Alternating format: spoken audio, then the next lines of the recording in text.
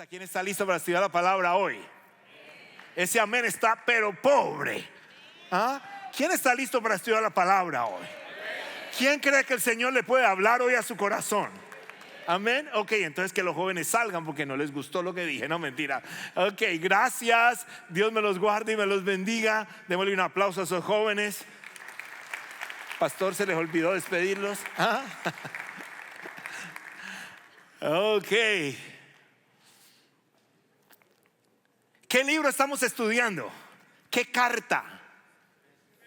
La carta a los Efesios. Diga conmigo fuerte: Efesios. ¿Escrita por quién? Pablo. Por acá los están salvando, ¿no? Usted se acuerda que siempre que estábamos en el salón había alguien que lo salvaba a uno. Gloria a Dios por ese que lo salvaba a uno, ¿no? Ok, Pablo. ¿Escrito a quién? Al pueblo de Éfeso, a la iglesia de Éfeso específicamente.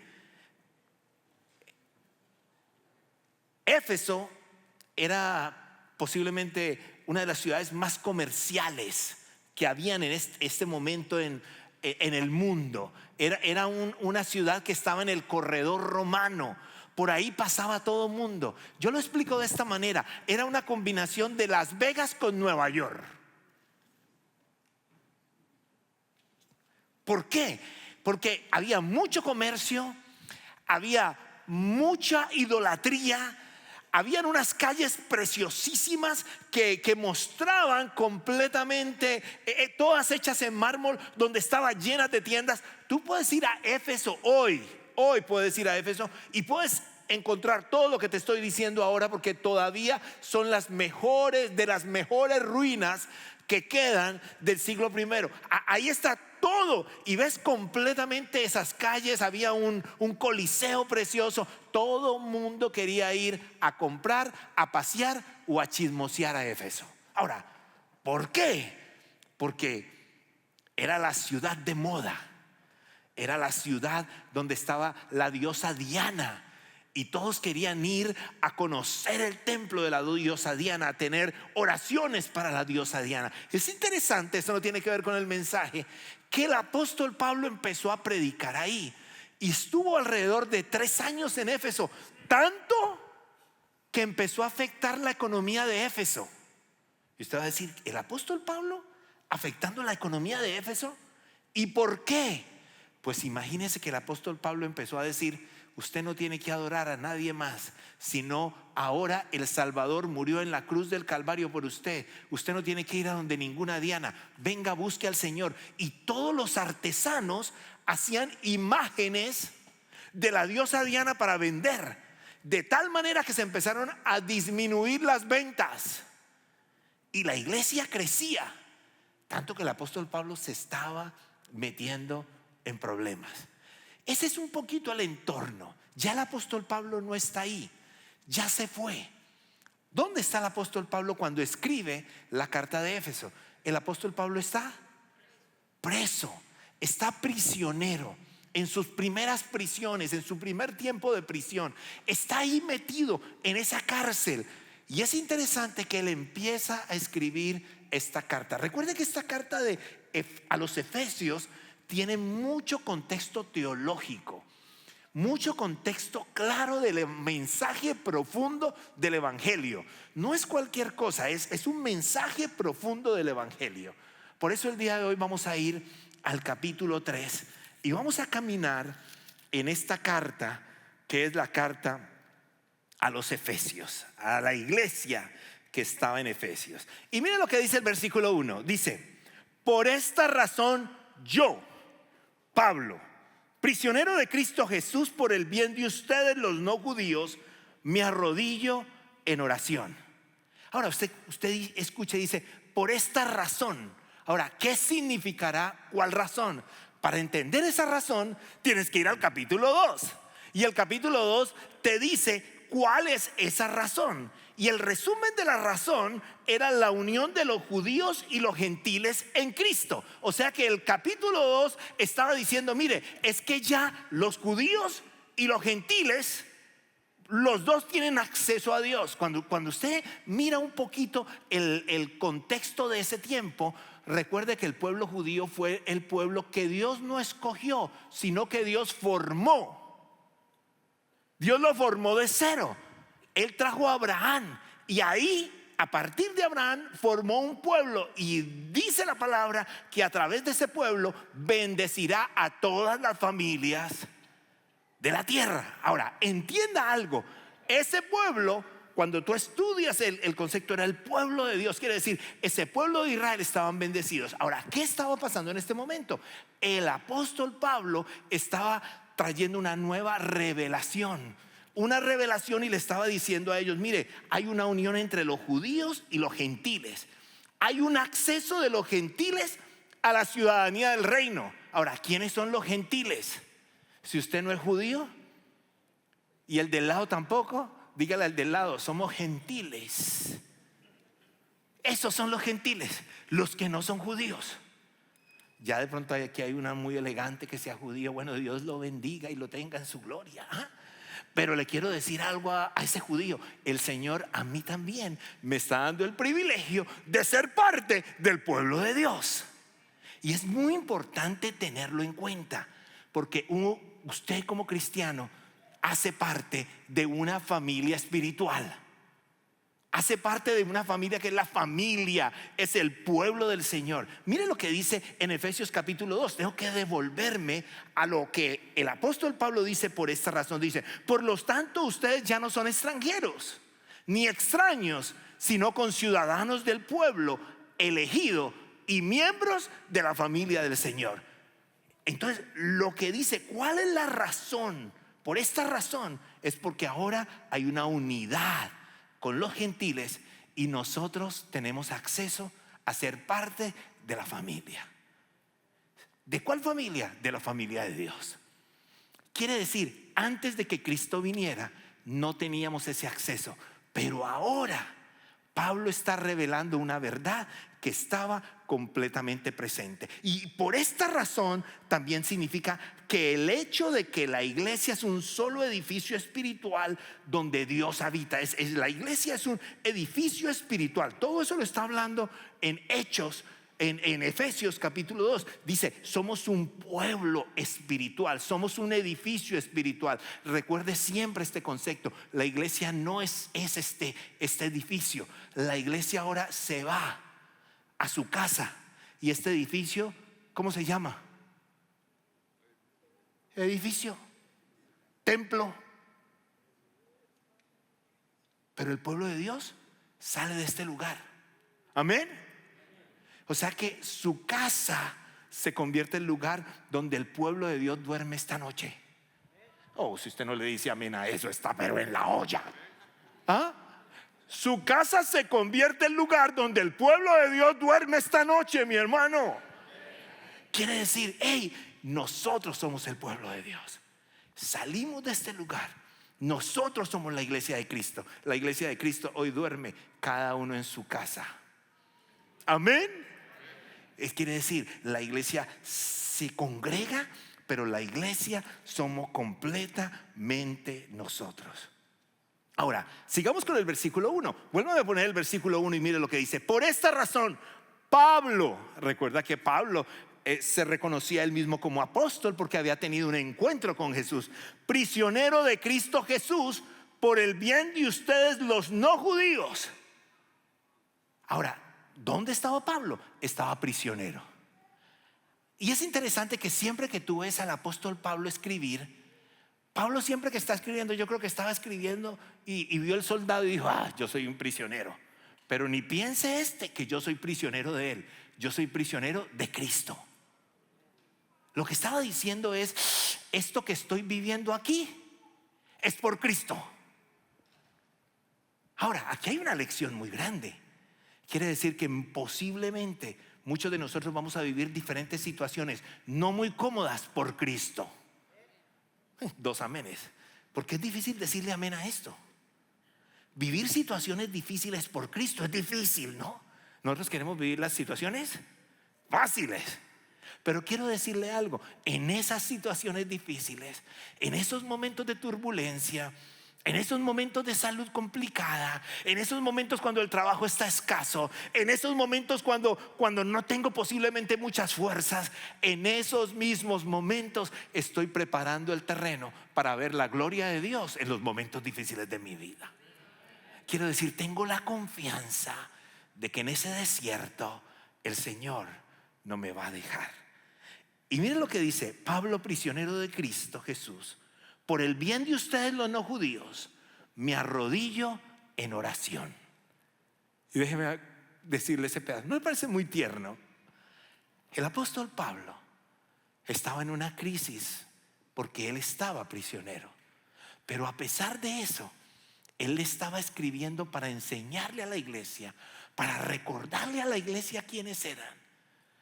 Y él estaba arrodillándose y orando por ellos. Aquí hay una lección espectacular. Nos hubiéramos podido quedar en el primer versículo, pastor, todo el tiempo. ¿Cuál es esa lección que hay aquí? Estando en ese momento tan complicado de su vida, Pablo se sale de su momento complicado para bendecir a alguien más, para orar por alguien más. Y eso tiene un poder gigante. ¿Qué poder tiene? Sencillo. Yo dejo de pensar en mi problema, empiezo a pensar en el problema de la otra persona, empiezo a orar por esa persona, le voy soltando mi problema a las manos de mi Padre Celestial, de mi Dios, de mi sostén. Le entrego, Señor, aquí está mi situación, y empiezo yo a decir, empiezo a interceder por la otra persona, empiezo a orar por la otra persona. Quiere decir algo, y aquí hay una enseñanza poderosa: que yo tenga una situación no me limita a no poder ser de bendición para otro. Sea de bendición para otro, a pesar de que su situación no está perfecta, a pesar de que su situación está complicada. Saque sus ojos de su situación, ponga sus ojos en la situación de otro y permita que el Señor se encargue de los suyos. Por eso ese famoso texto que dice: más buscad primeramente el reino de Dios y su justicia. Búsquelo a Él primero, bendiga a los otros, y el Señor se encargará de sus cosas. Le quito yo mis ojos a lo que ya se me salió de mis manos. Señor, yo te entrego esto a ti. Déjame, yo sirvo a otro para que tú te encargues de mis cosas. ¿Lo comprendes? Así estaba el apóstol Pablo en este primer versículo. Así estaba. Primero recordando lo que había pasado anteriormente y diciendo: hey, aquí estoy yo. Y de una manera tierna dice: yo me arrodillo a orar por ustedes. Yo me arrodillo. No estoy bien, pero yo no me voy a quejar. No estoy bien, yo me arrodillo a orar completamente por ustedes. Yo tenía una foto ahí donde el apóstol Pablo estaba prisionero.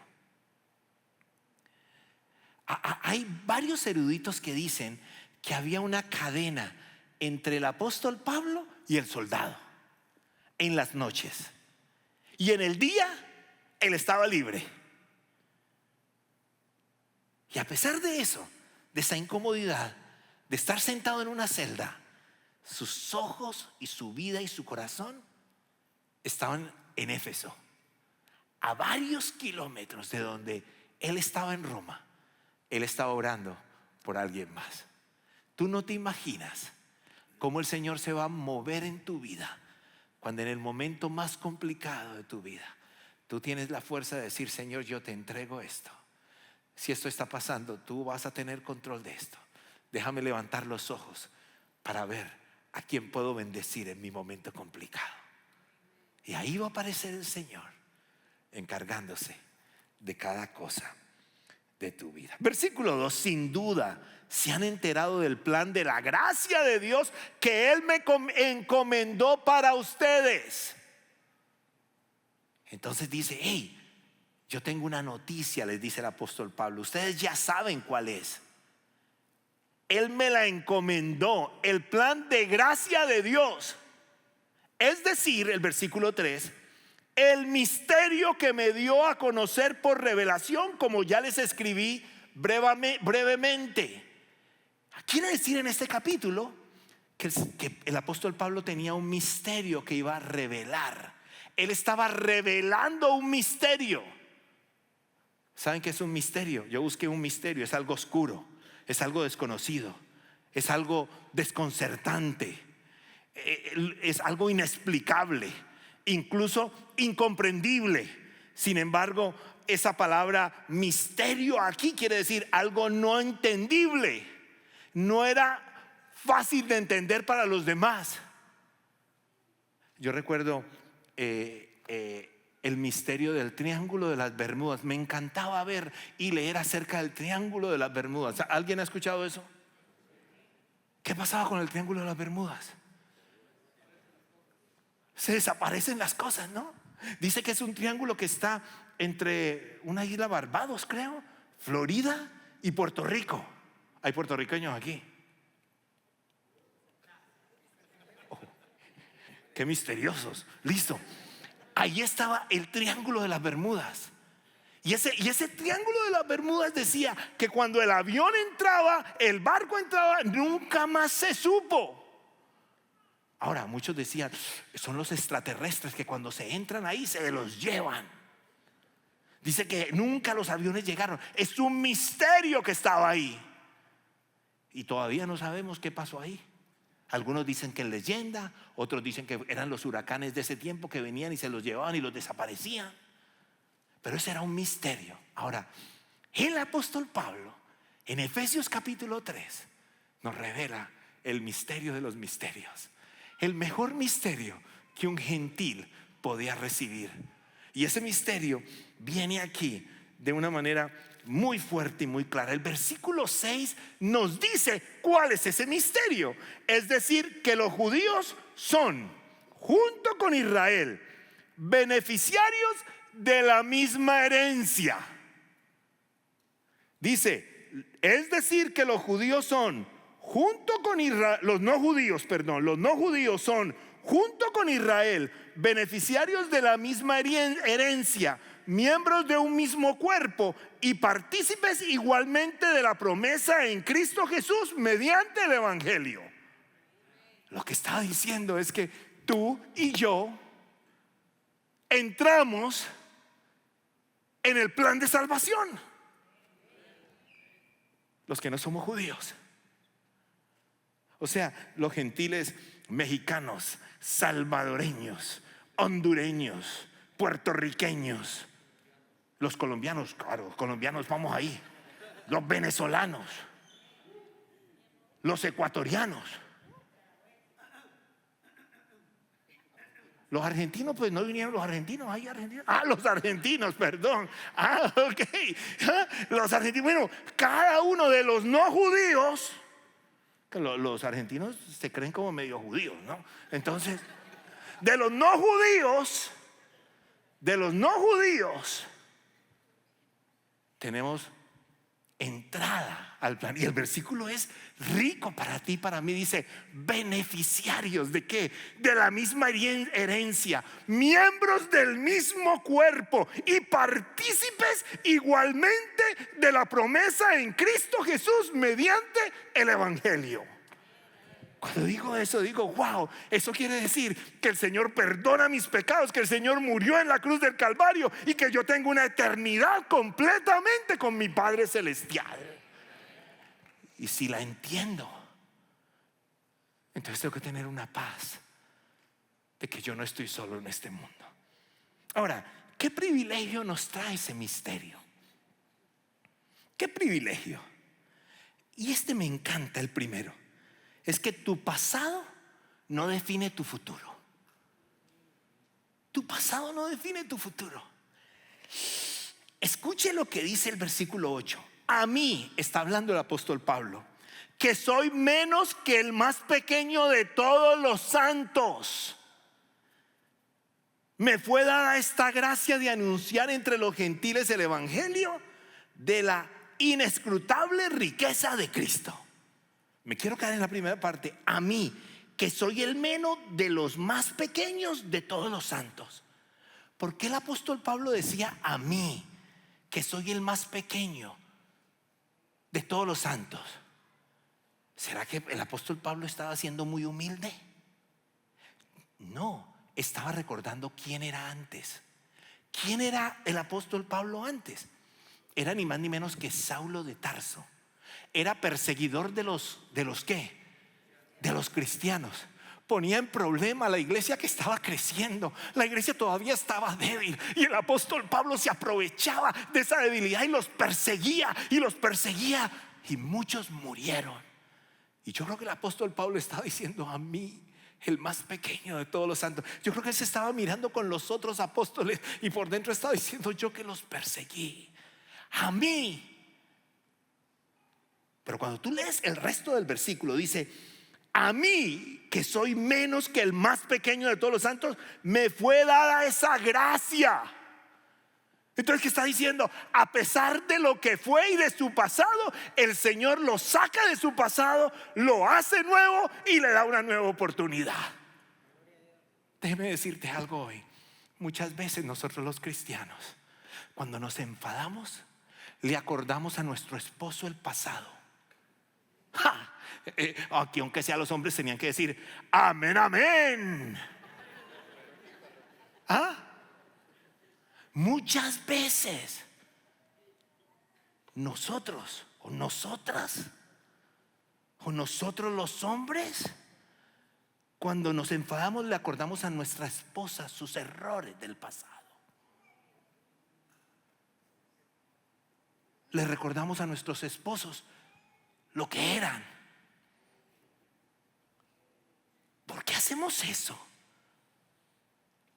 Si ya el Señor los tomó, las tomó y nos está haciendo nuevos, ¿por qué ir y recordar lo que pasó cuando ya el Señor le hizo nuevo y está en proceso de perfeccionamiento? Quiere decir, de perfecto no tiene nada todavía, pero está en proceso. Mírenlo con misericordia.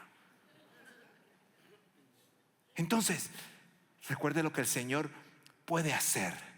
Recuerde lo que el Señor quiere hacer. Recuerde que lo que quedó atrás, quedó atrás. Esa nueva persona en el Evangelio es una persona completamente nueva en Cristo Jesús. Y el apóstol Pablo está diciendo: es que yo era un porquería, y el Señor me da la gracia de poder anunciar el Evangelio. Eso es lo que hace el Señor. ¿Sabes que muchos a veces se quedan en ese pasado y muchos viven con esa culpa? Y esa es la mejor disculpa para no hacer algo. Siempre dicen: no, pero es que yo todavía no estoy listo. Yo no estoy listo. Déjame decirte, desde el momento en que tú recibes a Cristo Jesús como tu único y personal Salvador y declaras con tu boca y con tu fe que Él es tu Señor, desde ese momento tú estás listo para, con lo que tú tienes, servir al Rey de Reyes y Señor de Señores. ¿Por qué?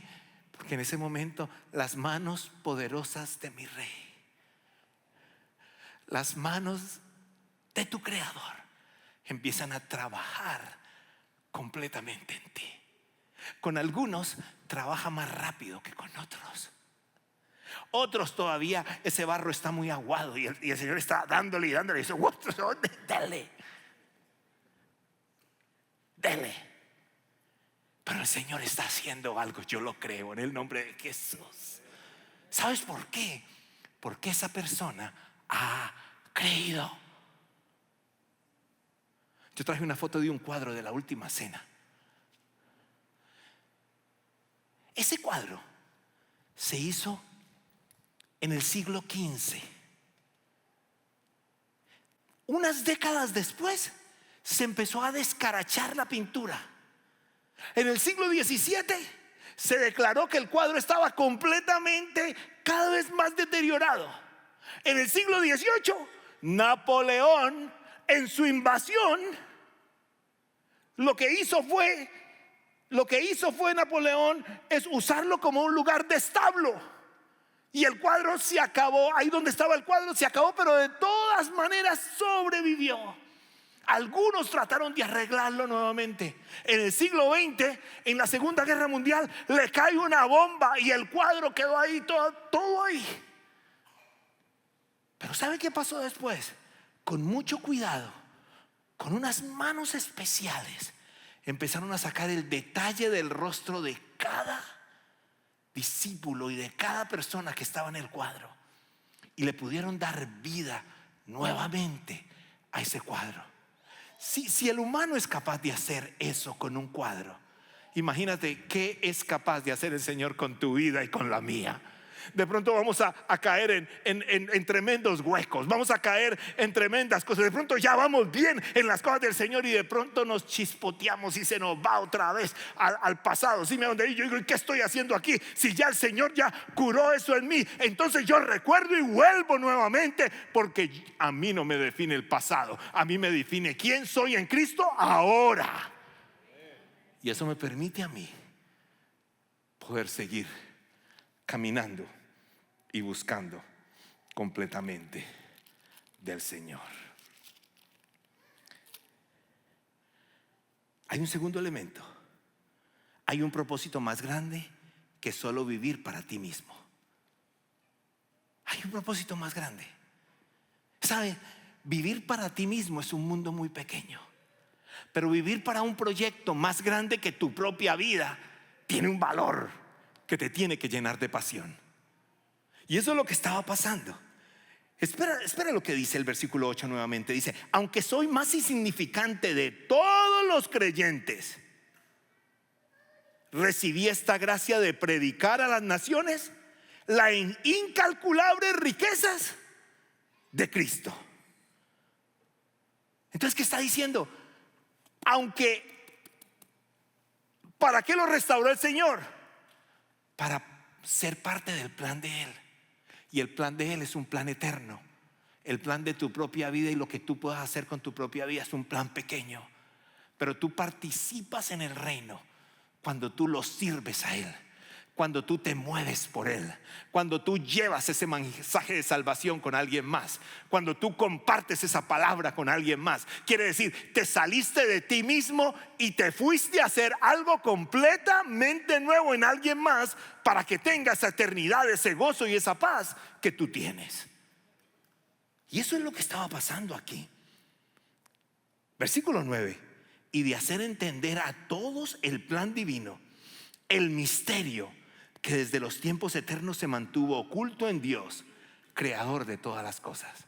Esto no es algo que el Señor dijo: uy, el pueblo de Israel como que no está creyendo, ahora abrámoslo a todo mundo. No, dice la Escritura que era una revelación que estaba por tiempos atrás, y que el Señor lo revela a través del apóstol Pedro, del apóstol Pablo. Lo revela de una manera maravillosa. La vida tiene más sentido cuando vives por algo más grande que tú mismo. Escuche esto: la providencia de Dios se revela, o la providencia de Dios revela que Él tiene un plan eterno que nos invita a ser parte de Él. ¿Cuál es la providencia de Dios? La providencia de Dios se revela en dos. Tenga en cuenta esto.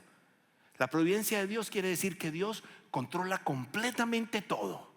Esa es una providencia general, pero también hay una providencia específica. Y esa providencia de Dios específica significa que Dios también tiene algo específico para tu vida, algo que permite que Dios pase solamente para que se cumplan las cosas de Dios en tu vida. Algunos a veces dicen: qué chiripa. ¿Sabe la palabra chiripa? Qué suertudo. Pero nosotros como cristianos tenemos que decir: increíble el plan de Dios. No es la suerte, es que yo tengo un Padre que me sostiene. No es la suerte, es que yo conozco un Dios que me sostiene. ¿Para qué? Para llevar ese mensaje a alguien más, para participar en las cosas del reino. Y lo tengo que entender muy claro de esa manera. Y hay un tercer elemento: la confianza viene de saber quién eres y quién va contigo. Mira lo que dice el versículo 12. En Él, ¿qué quiere? ¿Quién es Él? En Cristo. Diga conmigo: Cristo. En Él, mediante la fe, disfrutamos de libertad y confianza para acercarnos a Dios. Y vuelve y nos afirma algo poderoso. Lo que está revelando Él a los no gentiles, a los no judíos, perdón, a los gentiles, es que por Cristo tú te puedes acercar a Dios. Y el acercarse a Dios significa llegar a sus brazos. El acercarse a Dios significa recibir el abrazo eterno de mi Señor. En otras palabras, quiere decir bíblicamente que cuando yo me acerco al Señor con fe, porque creo que Jesús es mi Salvador, no hay nadie que me arrebate de sus brazos. No hay nadie. No hay nadie que te pueda arrebatar de los brazos del Señor. Ni tus imprudencias, ni mis errores. Cuando yo creo, los brazos del Señor me toman, me abrazan y me dejan con Él para siempre. Le voy a decir algo: Él no me va a dejar igual. Él me hace nuevo. Amén. Si tú quieres saber si estás en los brazos del Señor, es porque tú estás sintiendo que el Señor te está transformando. Es porque alguien en tu casa te está diciendo: y este era Margarito, el Margarito aquel. Ay, míralo ahora como, ¿será el mismo? No puede ser. Y viene y lo mira, le pide la huella. Es el mismo. ¿Qué pasó? Es que el Señor lo hizo nuevo. Ya no hay más vagabundería, ya no hay más cosas terribles. Ya yo me entrego en las manos del Señor y el Señor está obrando en mí. Me encanta esa parte. La confianza viene de saber quién eres y quién va contigo. ¿Sabe que todos estos 3 capítulos del libro de Efesios tienen un propósito? De que tú sepas el honor y el privilegio que tienes de ser un escogido, un hijo del Señor, que te toma, te recibe, te perdona, te transforma, agarra nuestra suciedad y la va sacando de nosotros y va permitiendo que la presencia del mismo Espíritu Santo llene nuestra vida. Su presencia está con los que confiamos en Él. Tienes que creerlo, tienes que vivirlo. Si lo crees y lo vives, vas a querer hablar del Señor, vas a querer ser usado por Él. Y alguien necesita saber que tú tienes un Dios. Por consiguiente, no te quedes viviendo como muerto cuando estás vivo en Cristo Jesús. Es mucho más que estar en una iglesia. Es traer vida a otros a través de llevar el mensaje de Cristo Jesús. Amén. ¿Estás tan convencido que eres escogido? Recuerda, el Señor le importa tu pasado para sacarte de ahí. Pero that's it. Eso es todo. De ahí en adelante, las manos preciosas del Rey van trabajando con nosotros, porque fuimos escogidos. Él nos adoptó, Él nos metió a su familia, Él mostró el misterio, reveló el misterio al apóstol Pablo. Y hoy tú y yo hacemos parte de la familia del Rey. Cuando tú salgas por esa puerta esta noche, su presencia va contigo. su presencia va contigo. Y estés donde estés, si te sintonizas con Él, su voz será audible. En tus pensamientos estarán las afirmaciones de quién es tu Señor. ¿Quieres cerrar tus ojitos? Porque de pronto se te ha olvidado que eres escogido. Porque de pronto te estás quedando en lo que fue tu pasado y lo estás visitando constantemente. Para allá. Recuerda que en este momento tú eres nueva criatura en Cristo Jesús. Quita la culpa que está. Dile: Señor, aquí estoy. Dile: Señor, yo te quiero servir. Y yo me dispongo, porque quiero vivir solo para ti, en Cristo Jesús. Amén y amén. Le das un aplauso al Todopoderoso Señor. Gracias por participar del servicio a través del internet. Esperamos que la experiencia de hoy haya alentado y desafiado su mente y corazón. En Champion Forest nos apasiona ayudar a las personas a conocer a Dios, a crecer en su relación con Él y con los demás, mientras todos, como cristianos, hacemos una diferencia en el mundo. Nos encantaría tener la oportunidad de hablar y orar con usted. Le invitamos a que ingrese a championforest.org/conectar para que podamos estar en contacto. Y por supuesto, esperamos con ansias el momento de poderle saludar en persona en una de nuestras sedes. Que Dios le bendiga y tenga una semana llena de la presencia del Señor. Nos vemos pronto.